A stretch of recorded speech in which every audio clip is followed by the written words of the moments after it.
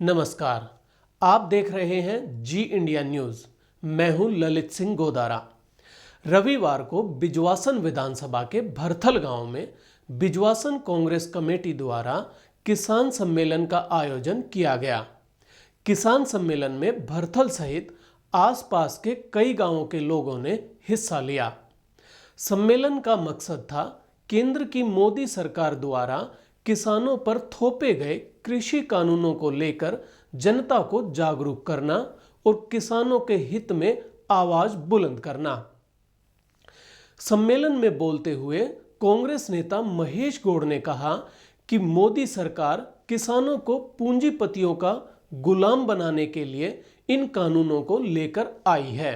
देश के प्रधानमंत्री श्री नरेंद्र मोदी जी ने भारत के किसानों को समाप्त करने का एक कठोर निर्णय लिया है। निर्णय ये है कि ये जो खेती किसानी है, ये किसानों के हाथ से छीनकर और अपने जो पूंजीपति दोस्त हैं उनके हाथ में सौंप दी जाए। और जो ये किसान हैं, ये किसान सदा के लिए उन पूंजीपतियों के गुलाम हो जाएं और इनकी जमीन भी उन पूंजीपतियों के हाथ में चली जाए। वहीं सत्येंद्र राणा हेडली ने कहा कि सरकार कॉन्ट्रैक्ट फार्मिंग के मसले पर किसानों को गुमराह कर रही है कि भाई ये सब अपने ठेके पे ले लेंगे खेती, और जो आदमी जिसका जमीन का जो मालिक है उसकी जमीन को लेके और फिर वो जो चाहेंगे वो बुआएंगे। जो अगर कॉन्ट्रैक्ट करने के बाद में अगर फसल कम होती है या नहीं होती है, उनकी मजबूरी है उस कॉन्ट्रैक्ट पे स्टैंड करें ना करें। उसका इसमें दे रखा है कि अगर आप कॉन्ट्रैक्ट को तोड़ना चाहते हो तो आप बीच में ख़त्म कर सकते हो, लेकिन कर नहीं सकते क्योंकि कोई भी कॉन्ट्रैक्ट दोनों की सहमति के बिना ख़त्म नहीं हो सकता। तो ये बिल्कुल इसमें गुमराह कर रहे हैं। सम्मेलन में कांग्रेस नेता बलवान गोदारा ने कृषि कानूनों की कमियों को उजागर करते हुए कहा कि किसान कंपनियों की मनमानी का शिकार होगा। मेरा एग्रीमेंट हो गया, मैं किसान हूं, मेरा एग्रीमेंट कंपनी से हो गया। कंपनी ने बोल दिया कि भाई आप टमाटर बोइए, आलू बोइए या गेहूं बोइए। जिस दिन से भी अगर हम बोना चालू करेंगे एग्रीमेंट हमारा होगा। एग्रीमेंट में शर्तें होंगी कि जो कंपनी ने शर्तें मानी वो किसान को माननी पड़ेगी, और किसान ने मजबूर होगा, किसान शर्तों को नहीं मानेगा। और कल को मान ले मैंने फसल पैदा करी आलू की, और आलू की फसल में कोई कीड़ा लग गया या मोटा छोटा आलू हो गया, तो कंपनी क्या कहेगी कि मुझे ये फसल इस रेट में चाहिए, ना इस रेट में मैं नहीं लूंगा। मुझे वह फसल मजबूरी में बेचनी पड़ेगी। अगर हमने वो फसल मजबूरी में नहीं बेची, ये समझने वाली बात है, तो कंपनी का और हमारा झगड़ा होगा। उस परिस्थिति में जो काला कानून है, वो काला कानून ये है कि किसान को कोर्ट में जाने का अधिकार नहीं है।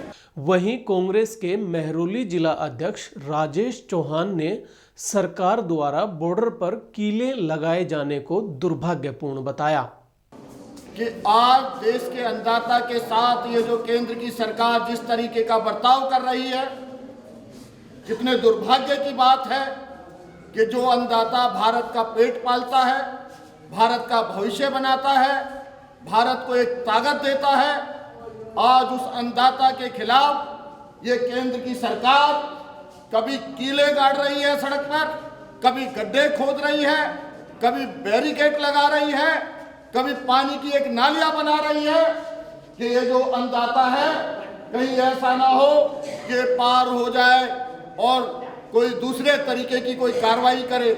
लेकिन दुर्भाग्य की बात है, और मैं केंद्र सरकार को कहना चाहता हूं कि हाँ, आपको कीलों का तार बिछाना चाहिए, आपको बैरिकेड लगाना चाहिए, आपको गहरे गड्ढे खोदने चाहिए, आपको खोदने चाहिए, ये काम करना चाहिए।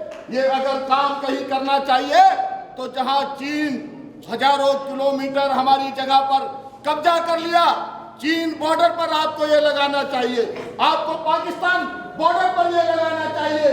अरे डर किस बात का है आपको? देश का अन्नदाता है।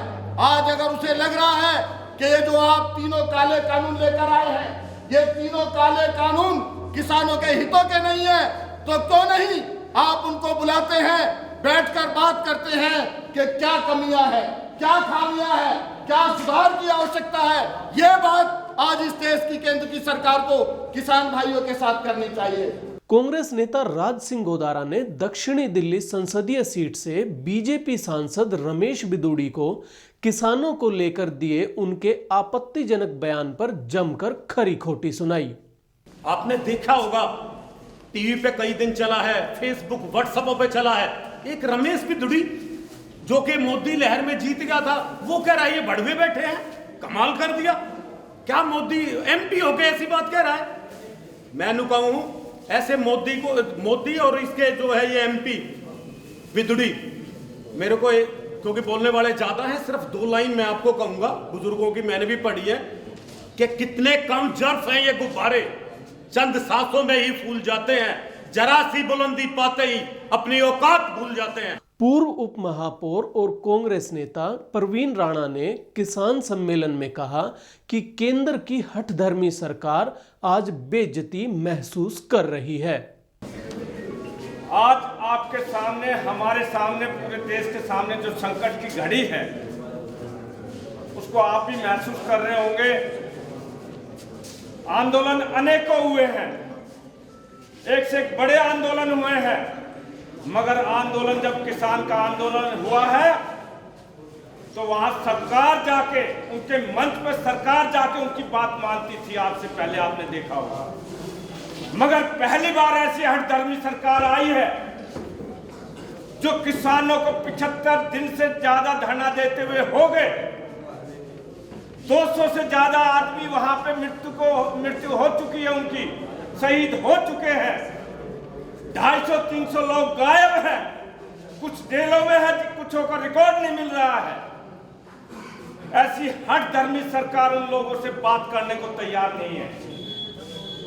सिर्फ वजह कि कांग्रेस ने जो कृषि कानून लागू किया था, भूमि अधिग्रहण बिल, जो 2 बार कांग्रेस के दबाव के अंदर इन्होंने वापस लिया था, वो बेइज्जती महसूस कर रहे हैं कि इस बार भी कानून वापस ले लिया तो हम देश में क्या मुंह दिखाएंगे। वहीं पूर्व विधायक और कांग्रेस के वरिष्ठ नेता विजय लोचौ ने किसान सम्मेलन में बोलते हुए बीजेपी के तथाकथित आईटी सेल के लोगों को निशाने पर लिया।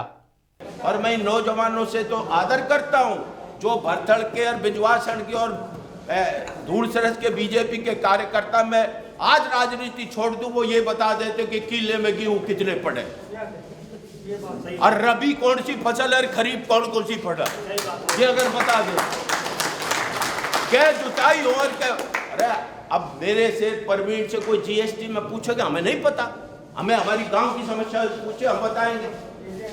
लेकिन वो आदमी जिसको ये नहीं पता कि किसान क्या।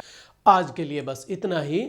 आप अपनी प्रतिक्रिया नीचे कमेंट बॉक्स में हमारे साथ साझा करें और चैनल को सब्सक्राइब करना ना भूलें।